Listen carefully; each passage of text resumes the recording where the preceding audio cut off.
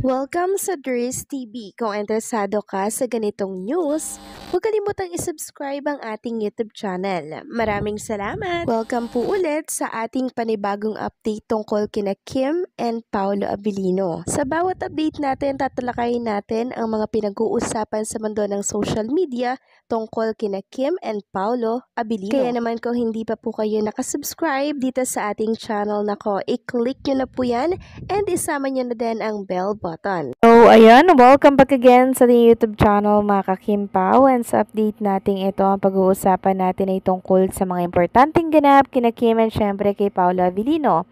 Pero bago po ang lahat, maraming salamat sa inyong patuloy na pagsuporta at pagsubaybay sa mga daily update natin. Kaya naman bilang pasalamat, narito po ang mga napili nating komento patungkol yan sa naging previous update natin. Una komento mula ito kay Jairus Kitchen. Sabi niya, Miss Jers, I think sa show yon ni MJ Felipe. KP on AYG, Kim Pao on RUG. Sana mapaamin na ni MJ si Kim Pao. Wala na kasi si Chris R. Tito Boy sa ABS-CBN. Sila kasi yung magaling magpaamin. So maraming salamat sa komento, Jairus Kitchen. Hopefully nga, no, mapaamin na ni MJ Felipe si Kim and Paolo Abilino. Pero okay lang din naman kung hindi kasi wala namang mawawala. And also, napakalinaw naman kung anong meron kay Kim and Paolo Abilino, di ba? Kasi nakikita natin yung katotohanan base sa mga kilos nila.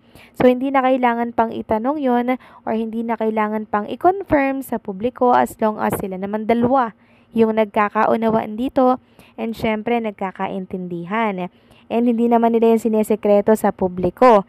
'Di ba? Yung mga kilos nila na talaga namang pagdiyosawa na, 'di ba? Pang magjowa na mga kakimpaw, kaya no need na ng confirmation. Yung confirmation na yan, formality lang naman sa mata ng marami. Pero para sa mata ng lahat mga kakimpaw, napakaklaro na po kung anong meron sa kanilang dalawa ni Kim. So maraming salamat sa komento, Jairus Kitchen. God bless and mabuhay ka. At ang pangalawang komento naman mula po kay Ginang Edetana Donza. Sabi niya, hello Ders, good day at thank you sa update ng Kim Pao. Well, hopefully makita na namin ang trailer ng The Alibay. Marami kaming naghihintay, excited na kami.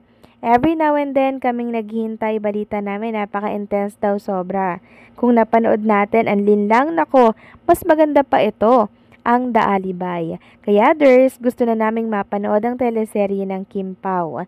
Wala kaming sawa sumubaybay ng Kim Pao.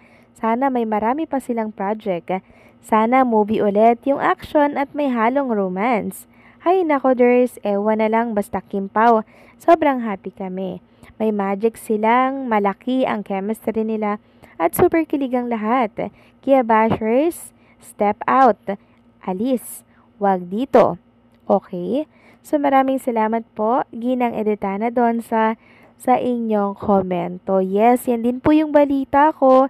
Sobrang intense po ng mga eksena doon ni Kim and Paolo Abilino.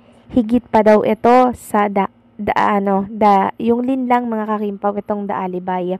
Mas mahihigitan pa daw itong linlang.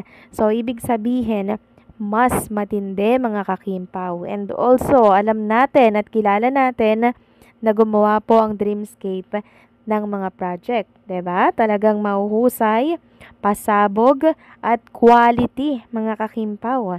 Kaya naman yan yung ating dapat abangan sa mga susunod po na araw, yung paglabas po ng teaser nila dahil bubulabugin na naman po ang buong bansa nito at baging ang labas ng bansa na merong Kim Pao.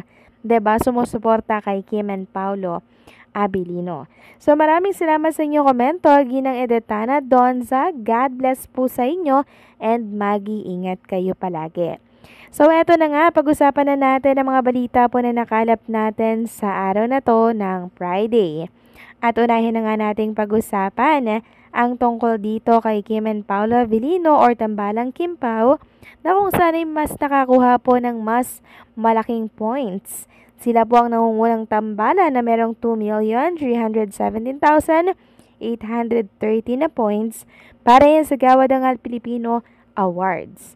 Sabi nga dito, Only at the 3rd Gawa Dangal Filipino Awards, we will award the 4 top love teams.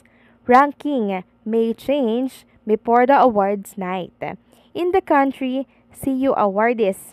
So, nagtanong nga po ang Gawa Dangal Filipino Awards kung sino po ang pwedeng tumanggap ng award ni Kim and Paolo Abilino, yung parang tatanggap lang, no? Kasi alam naman natin si Kim and Paolo Abilino ay very busy, mga kakimpaw. Yung parang magre-representa po ng fandom, 'di ba? So sana meron pong tumanggap nito na isa sa Kimpaw fans. So congratulations Kim and Paolo Abilino, deserve ninyo ang spot na ito. Next topic naman, pag-usapan natin mga kakimpaw, ang tungkol dito sa nakita kong post dito yan sa X. Sabi po ni Ting with matching photo po ni Kim and Paolo Abilino, isa ito sa mga pa-block screening po ng may level make it disappear. Sabi niya, for keep Kim Pao Universe collab with Direct Chad.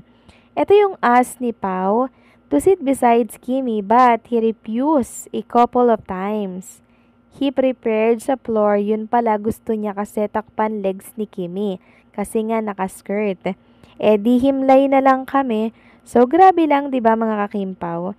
Nagsabi si Paolo na dito siya sa tabi ni Chinita Princess.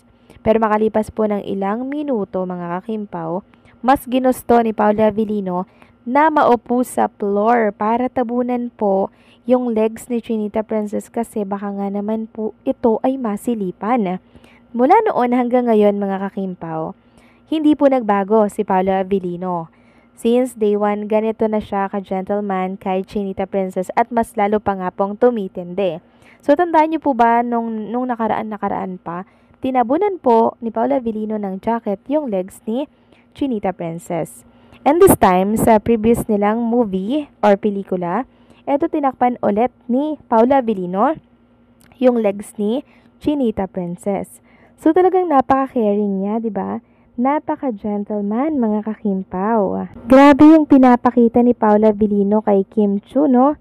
Very magjosawa yung galawan po nilang dalawa. Kaya sabi ko nga po, hindi na kailangan pa ng kompormasyon ng relationship nila kasi action speaks louder than words, mga kakimpaw. Ang dami na po nilang pinapakita na action na kinukumpirma kung anong meron sa kanilang dalawa ni Kim Chu. 'Di ba? And then, sinabi pa nilang dalawa na yun na yun. Kung ano nakikita nyo, yun na yun. So, dun pa lang, tapos na ang laban. Confirmation na yun, mga kakimpaw. And also, ang dahilan yan, kaya hindi po nila inaamin sa publiko yung tungkol sa kanila. Dahil pinoprotektahan po nila yung privacy na meron silang dalawa, mga kakimpaw. 'Di ba? Pagprotekta yun. Kasi privacy is power. Yes, mga kakimpaw, privacy is power. Agree po ako dyan sa pananaw ng isang Paolo Abilino. Ganyan siya mag-ingat ng relationship. Kaya kudos kay Paolo Abilino sa pagmamahal na binibigay niya kay Chinita Princess. So, anong say niyo dito, mga kakimpaw? Please comment down below.